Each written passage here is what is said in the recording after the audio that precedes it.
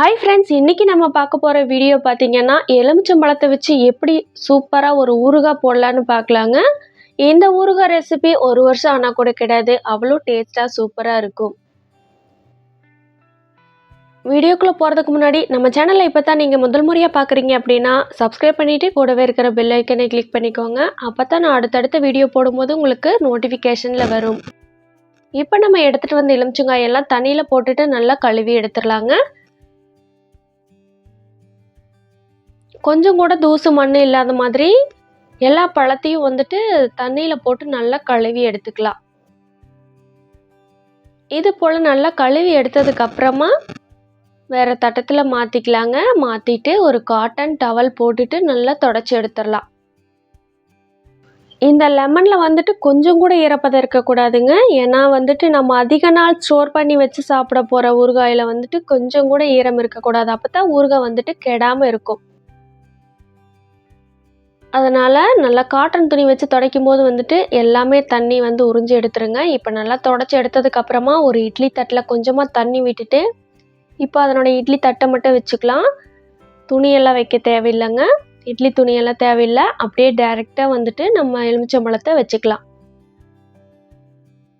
எலுமிச்சம்பழத்தை வச்சுட்டு ஒரு 5லேருந்து 7 நிமிஷத்துக்குள்ளே வேக வச்சிடலாங்க. நல்லா ஹை ஃப்ளேம்லேயே வச்சுட்டு கூட வேக வைக்கலாம். 5லேருந்து 7 நிமிஷம் போல் வேக வச்சா போதும். அதுக்கு மேலே ஒரு 10-15 நிமிஷமெல்லாம் வேக வைக்க வேண்டாம். ஏன்னா வந்துட்டு எலுமிச்சம்பழம் வந்துட்டு நல்லா வெடித்த மாதிரி ஆயிரும். நம்மளுக்கு ஜஸ்ட் அந்த தோல் மட்டும் நல்லா சாஃப்டாக வந்தால் போதுங்க. இப்போ மூடி போட்டு மூடி வச்சிடலாம். ஒரு 5லேருந்து 7 நிமிஷம் வரைக்கும் நல்லா வெந்ததுக்கப்புறமா நீங்கள் ஓப்பன் பண்ணி பார்த்தீங்க அப்படின்னா எலுமிச்சம்பழத்தோட தோலில் நல்லா வெந்துட்டு சாஃப்டாக இந்த மாதிரி இருக்குங்க. நீங்கள் கத்தியில் நசுக்கி பார்த்தீங்க அப்படின்னாவே தெரியும் எந்த அளவுக்கு சாஃப்டாக வெந்து வந்திருக்கு அப்படின்ட்டு. இது நல்லா ஆறி வந்ததுக்கப்புறமா வந்துட்டு நம்ம நல்லா கட் பண்ணி எடுத்துக்கலாங்க. இது வந்து 10லேருந்து ஒரு 15 நிமிஷம் வரைக்கும் நல்லா ஆறி வரணும். அதுக்கப்புறமா தான் நம்ம கட் பண்ணி எடுக்கணுங்க. சூடாக இருக்கும்போது கட் பண்ணி எடுக்க வேண்டாம். இந்த மாதிரி வேக வச்சுட்டு செய்யும்போது வந்துட்டு நம்மளுக்கு ஊறுகாய் வந்து ரொம்பவே ஜூஸியாக கிடைக்குங்க. ரொம்ப கிரேவி மாதிரி நல்லா சூப்பராக கிடைக்கும். நீங்கள் பச்சையாக செய்கிறதுக்கு பதிலாக இது போல் ட்ரை பண்ணி பாருங்கள். ரொம்பவே டேஸ்ட் அருமையாக இருக்குங்க. இப்போ வந்துட்டு ஆறி வந்துடுச்சுங்க. கட் பண்ணி எடுத்துக்கலாம். அதுக்கு முன்னாடி பார்த்தீங்க அப்படின்னா நம்மளோட இட்லி தட்டு முதலுக்கு பார்த்தீங்க எப்படின்னா கருப்பாக இருந்துச்சு. இப்போ வந்துட்டு இந்த லெமனோட தண்ணியெல்லாம் பட்டுட்டு நல்லா வெள்ளையாயிருச்சுங்க. இப்போ இந்த தண்ணியை வேஸ்ட் பண்ணாமல் நீங்கள் சாமிக்கு தீபம் போடுற விளக்கெல்லாம் நல்லா கழுவி எடுத்துக்கலாம். பித்தளை விளக்கு அப்படின்னா வந்துட்டு நல்லா இந்த லெமனோட தண்ணி வந்துட்டு நல்லா யூஸ்ஃபுல்லாகுங்க. அது நல்லா கழுவுறதுக்கு. இது கழுவுனீங்க அப்படின்னா நல்லா பளிச்சுன்னு இருக்கும். நீங்கள் தட்டம், சொம்பு, நம்ம தண்ணி குடிக்கிற சொம்பு வந்துட்டு பார்த்தீங்கன்னா உள்ளே வந்துட்டு ஒரு மாதிரி தண்ணி பட்டு ஒரு மாதிரி இருக்கும்.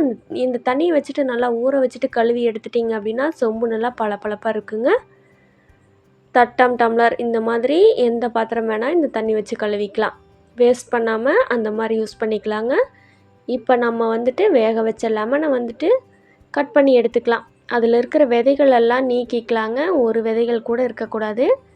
ஏன்னா வந்துட்டு அந்த விதைகள் இருந்துச்சு அப்படின்னா வந்துட்டு கசப்பு தன்மை வந்துடும் ஊறுகாவுக்கு. அதனால் எல்லா விதைகளையும் வந்து நீக்கி எடுத்துக்கலாம். பீசஸ் கட் பண்ணும் போது உங்களுக்கு தகுந்த மாதிரி கட் பண்ணிக்கலாம். பெரிய பெரிய பீசஸாக வேணும் அப்படின்னு நீங்கள் நினச்சிங்கன்னா கொஞ்சம் பெருசாக கட் பண்ணிக்கலாங்க. சின்ன சைஸாக இருந்தால் போதும் அப்படின்னு நினச்சிங்க அப்படின்னா கொஞ்சம் பொடியாக கூட கட் பண்ணிக்கலாம். அது உங்கள் விருப்பத்துக்கு தகுந்த மாதிரி கட் பண்ணிக்கலாங்க.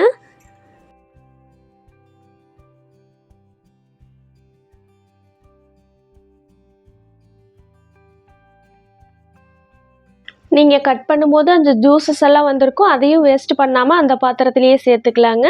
சேர்த்ததுக்கப்புறமா இப்போ காரத்துக்காக வரமிளகாய் வந்துட்டு நான் டீஸ்பூன்லேயே 5 டீஸ்பூன் அளவு சேர்த்துருக்குறேங்க. இப்போ கொஞ்சம் சேர்த்துக்கிறேன். அதுக்கப்புறமா கொஞ்சம் கிளறி விட்டுட்டு அதுக்கப்புறம் கொஞ்சம் சேர்ப்பேங்க. ஆனால் மொத்த அளவு வந்துட்டு 5 டீஸ்பூன் அளவு சேர்த்துருக்குறேன். நீங்கள் உங்கள் காரத்துக்கு ஏற்ற மாதிரி நீங்கள் சேர்த்துக்கலாம். இப்போ கல்லுப்பு வந்துட்டு 4 டீஸ்பூன் அளவு சேர்த்துருக்குறேங்க. காரம் வந்துட்டு உங்களுக்கு தகுந்த மாதிரி சேர்த்துக்கலாம். கம்மியாக கூட சேர்த்துக்கலாம். ஆனால் வந்துட்டு இந்த 5 டீஸ்பூனுங்கிறது வந்து கரெக்டான காரமாக இருக்கும். இப்போ அதுக்கு அடுத்து வந்து ஒரு மிக்ஸி ஜாரில் 1 1/2 டீஸ்பூன் அளவு கடுகு, 1 1/2 டீஸ்பூன் அளவு வெந்தயம். இது 2ம் சம அளவு சேர்த்துட்டு நல்லா பொடி பண்ணி எடுத்துட்டு வந்துடலாம்.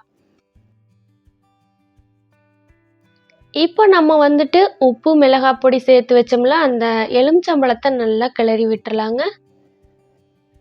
கிளறி விட்டதுக்கு அப்புறமா கடுகு, வெந்தயம் இந்த 2ம் வந்துட்டு பொடி பண்ணிட்டு வந்தோம்ல, அதை வந்துட்டு இதில் முழுசாக சேர்த்துக்கலாம். சேர்த்துட்டு அதையும் சேர்த்து நல்லா மிக்ஸ் பண்ணி விட்டுறலாம்.